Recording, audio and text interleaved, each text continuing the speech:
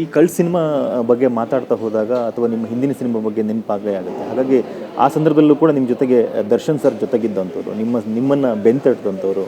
ಈ ಕಳ್ಳ ಸಿನಿಮಾ ಬರ್ತಾ ಇದೆ, ಬಟ್ ಅವರು ಈ ಸಂದರ್ಭದಲ್ಲಿ ನಿಮ್ಮ ಜೊತೆಗಿಲ್ಲ. ಏನು ಹೇಳ್ತೀರಿ ಈ ಒಂದು ಸಂದರ್ಭದ ಬಗ್ಗೆ? ಬೇಜಾರಾಗುತ್ತೆ ಸರ್, ಅವ್ರನ್ನ ತುಂಬ ಮಿಸ್ ಮಾಡ್ಕೊಳ್ತೀನಿ. ಯಾಕಂದರೆ ನನಗೆ ನಿಜ ಜೀವನದಲ್ಲಿ ನನಗೆ ಅಣ್ಣ ಇಲ್ಲ. ಅವ್ರು ಆ ಜಾಗನ ತುಂಬಿದ್ರು, ನಿಂತ್ಕೊಂಡ್ರು ನನ್ನ ಬೆನ್ನ ಹಿಂದೆ. ಸೊ ಈ ಸಿನಿಮಾಗೆ ಅವ್ರಿಲ್ಲ, ಬಟ್ ಸ್ಟಿಲ್ ಪಾಪ ಫಸ್ಟು ಅವ್ರಿಗೆ ಒಳ್ಳೆಯದಾಗಲಿ. ನಮ್ಮದು ಪ್ರತಿ ಸತಿ ನಾನು ದೇವ್ರಿಗೆ ಕೇಳ್ಕೊಳುವಾಗ ಆದಷ್ಟು ಬೇಗ ಅವ್ರು ಹೊರಗಡೆ ಬರಬೇಕು. ಏನಕ್ಕಂದರೆ ಅವ್ರು ನನಗಷ್ಟೇ ಅಂತಲ್ಲ, ಕನ್ನಡ ಇಂಡಸ್ಟ್ರಿಗೂ ಅವ್ರದ್ದು ಅವಶ್ಯಕತೆ ಇದೆ. ಸೊ ಅವ್ರ ಅಭಿಮಾನಿಗಳಿಗೂ ಅವಶ್ಯಕತೆ ಇದೆ. ಸೊ ಅವ್ರು ಎಲ್ರಿಗೂ ಒಳ್ಳೆಯದಾಗಬೇಕು ಅಷ್ಟೇ ಸರ್. ಅದೇ ಈ ಒಂದು ಎರಡು ಮೂರು ಕ್ವೆಶನ್ಸ್ಗಳು ಕೇಳಬೇಕು ಅಂತ ಅನ್ಸುತ್ತೆ. ಯಾಕಂದರೆ ನಿಮ್ಗೆ ಅವ್ರ ಜೊತೆಗೆ ಒಂದು ಒಳ್ಳೆ ಬಾಂಧವ್ಯ ಇದೆ ಇವತ್ತಿಗೂ ಕೂಡ. ಹಾಗಾಗಿ ದರ್ಶನ್ ಸರ್ ಇಂಥ ಒಂದು ಪ್ರಕರಣದಲ್ಲಿ ಒಳಗಡೆ ಇದ್ದಾರೆ, ಸಿಗಾಕೊಂಡ್ರು ಅಂತ ಅನಿಸಿದಾಗ ಝೈದ್ಗೆ ಏನು ಅನಿಸ್ತದೆ ಅಂತ ಫಸ್ಟ್? ಯಾಕಂದರೆ ನೀವು ತುಂಬ ಹತ್ತಿರದಿಂದ ನೋಡಿದಂಥವ್ರು, ಸ್ನೇಹಿತರ ಬಳಗದಲ್ಲಿ ಕಾಣಿಸ್ಕೊಂಡಂಥವ್ರು, ಇಂಥ ಒಂದು ಪ್ರಕರಣದಲ್ಲಿ ಸಿಗಾಕೊಂಡ್ರು ಅಂತ ಅನಿಸಿದಾಗ ಝೈದ್ ಅವ್ರಿಗೆ ಏನು ಅನಿಸುತ್ತೆ ಫಸ್ಟ್ ಅಂತೂ ಶಾಕ್ ಆಯಿತು, to be very frankly speaking. ಹೌದಾ, ಹಿಂಗೆಲ್ಲ ನಡೆದೋಯ್ತಾ? ಆಮೇಲೆ ಬಹುಶಃ ನಾನು ನೋಡೋ ಹತ್ತಿರದಿಂದ ಯಾರು ನೋಡ್ಕೊಂಡಿಲ್ಲ ಅಂದ್ಕೊಳ್ತೀನಿ. ಅವ್ರು ಸುಮಾರು ಸತಿ ಮಾಧ್ಯಮದಲ್ಲಿ ಹೇಳಿದ್ದಾರೆ, ಅವ್ರದ್ದು ಒಂದು ಚೌಕಟ್ಟುಗಳು ಇದೆ ಅಂಥೇಳಿ, ಅವ್ರು ಎಷ್ಟೇ ಬಿಟ್ಕೊಳ್ಳೋದು ಅಂತ. ನನಗೆ ಯಾವ ಚೌಕಟ್ಟು ಪಾಪ ಅವ್ರು ಹಾಕಿರಲಿಲ್ಲ. So I think he is not that kind of a person sir. ಅವ್ರು ಆ ಥರ ವ್ಯಕ್ತಿ ಇಲ್ಲ. ಬಟ್ ಗೊತ್ತಿಲ್ಲ, ಈಗ ಹಿಂಗಿದೆ ಪರಿಸ್ಥಿತಿ. ಆಮೇಲೆ ನಾವು ಜಾಸ್ತಿ ವಿಚಾರವಾಗಿ ಮಾತಾಡಬಾರ್ದು. ಏನಕ್ಕಂದರೆ ನ್ಯಾಯಾಲಯದಲ್ಲಿ ಇರೋದ್ರಿಂದ ನಾವೆಲ್ಲರೂ ತಲೆ ಬಗ್ಗಬೇಕು. ಸೊ ಅದಕ್ಕೆ ನೋಡೋಣ, ನನಗೆ ದೇವ್ರ ನಂಬಿಕೆ ಇದೆ ಅವ್ರು ಈ ಥರ ಏನೂ ಮಾಡಿರಲ್ಲ ಅಂಥೇಳಿ. But time will show. ಅವರು ಹೊರಗಡೆ ಬಂದರು, ಫಸ್ಟ್ ಸರಿ ಮಧ್ಯಂತರ ಜಾಮೀನು ತಗೊಂಡು ನಂತರ ಜಾಮೀನು ಸಿಕ್ತು, ಸಿನಿಮಾ ಕೆಲಸಗಳು ಶುರು ಮಾಡಿದರು. ಒಂದು ಆಶಾಭಾವನೆ ಅವರ ಫ್ಯಾನ್ಸ್ ವಲಯದಲ್ಲಾಗಿರ್ಬೋದು, ಸ್ನೇಹಿತರ ಬಳಗದಲ್ಲಾಗಿರ್ಬೋದು, ಅಥವಾ ಒಂದು ಫ್ಯಾಮಿಲಿ ವಲಯದಲ್ಲಾಗಿರ್ಬೋದು ಒಂದು ಆಶಾಭಾವನೆ ಮೂಡಿತು.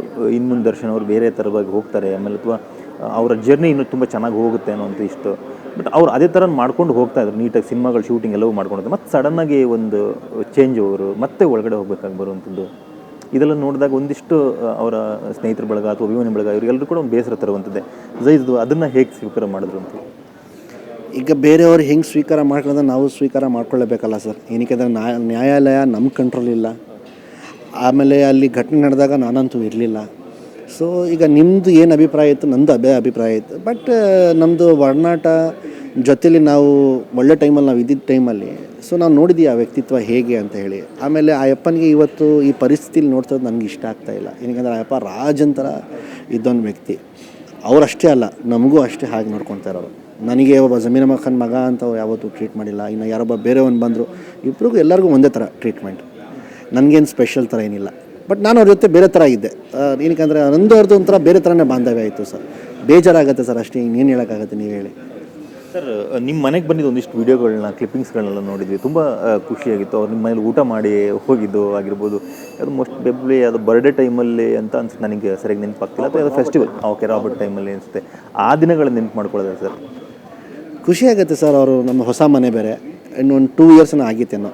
ಅವ್ರು ತುಂಬ ದಿವಸದಿಂದ ನಾನು ಕರಿತಾ ಇದ್ದೆ, ಅಣ್ಣ ಬನ್ನಿ ನಮ್ಮ ಮನೆಗೆ, ಹೊಸ ಮನೆ ಅಂತ. ಬರ್ತೀನಿ ಪಾಪ ಅವ್ರಿಗೂ ಟೈಮ್ ಸಿಕ್ಕಿರಲಿಲ್ಲ. ಸೊ ಒಂದು ಟೈಮ್ ಮಾಡಿಕೊಂಡು Robert pre release event Hubli ಒಂದು 2 ದಿನ ಹೋಗೋ ಮುಂಚೆ ಅವ್ರು ನಮ್ಮ ಮನೆಗೆ ಬಂದು ಊಟ ಮಾಡ್ಕೊಂಡು ನೋಡ್ಕೊಂಡು ಹೋದರು ಸರ್.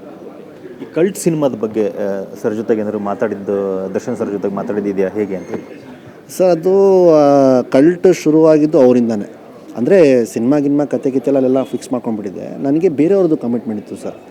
ಗುಲ್ಬರ್ಗಾ ಕಡೆಯವ್ರ ಪ್ರೊಡ್ಯೂಸರ್ದು ಒಂದು ಕಮಿಟ್ಮೆಂಟ್ ಇತ್ತು. ಸೊ ಅವ್ರಿಗೆ ಈ ಸಿನಿಮಾ ಕೊಡೋಣ, ಅನಿಲ್ ಕುಮಾರ್ ಅವ್ರ ಕಾಂಬಿನೇಷನಲ್ಲಿ ಸಿನಿಮಾ ಮಾಡೋಣ ಅಂತ ನಾನು ಫಿಕ್ಸ್ ಆಗಿದೆ. ಅವರು ಒಂದು ದಿವಸ ನನ್ನನ್ನು ಕೇಳಿಕೊಂಡ್ರು, ಅಪ್ಪಿ ನೀನು ಯಾವ್ದು ಮಾಡ್ತಿದ್ದೆ ಈಗ? ಅದೇ ಅಣ್ಣ ಈ ಥರ ಕಲ್ಟ್ ಅಂತ ಒಂದು ಮಾಡ್ತಾಯಿದ್ದೀನಿ, ಈಗ ಆದಷ್ಟು ಬೇಗ ಶುರು ಮಾಡ್ತೀನಿ, ಪ್ರೀ ಪ್ರೊಡಕ್ಷನ್ ನಡೀತಾ ಇದೆ, ಯಾರು ಪ್ರೊಡ್ಯೂಸರು ಎಲ್ಲ ಡೀಟೇಲ್ಸ್ ಎಲ್ಲ ಹೇಳಿದೆ. ಸೊ ಆವಾಗ ಅವ್ರು ಹೇಳಿದ್ರು, ಇಲ್ಲ ನನ್ನ ಒಬ್ಬ ಪರಿಚಯದವನೊಬ್ಬ ಇದ್ದಾನೆ ಪ್ರೊಡ್ಯೂಸರು, ನೀನು ಅವನಿಗೆ ಸಿನಿಮಾ ಮಾಡಿಕೊಡ್ಬೇಕು ಅಂದು.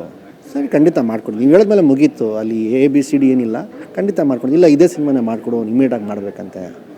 ಅವ್ರು ನೀವು ಹೇಳಿದ್ಮೇಲೆ ಮುಗೀತು, ಆಯಿತು ಅಂತೇಳಿ ಆ ಪ್ರೊಡ್ಯೂಸರ್ಗೆ ಸ್ವಲ್ಪ ಸಮಾಧಾನ ಮಾಡಿಸಿ ಅಡ್ವಾನ್ಸ್ ವಾಪಸ್ ಕಳಿಸಿ ಇವ್ರನ್ನ ಹಾಕ್ಕೊಂಡೆ. ಅದು ನಾವು ಸ್ವಲ್ಪ ದಿವಸ ಕ್ಯಾರಿ ಫಾರ್ವರ್ಡ್ ಮಾಡಿದ್ವಿ, 6 ಮಂತ್ಸ್ 7 ಮಂತ್ಸು. ನಮ್ಮದು ಟೀಸರ್ ಎಲ್ಲ ಪಾಪ ಅವ್ರ ದುಡ್ಡಿಂದ ನಾವು ಶೂಟ್ ಮಾಡಿದ್ದು.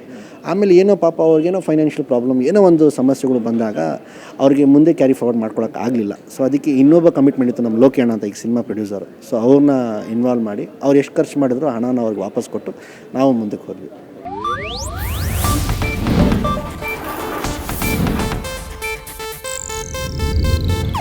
ಇದು ಏಷ್ಯಾನೆಟ್ ನ್ಯೂಸ್ ನೆಟ್ವರ್ಕ್ ಪ್ರಸ್ತುತಿ.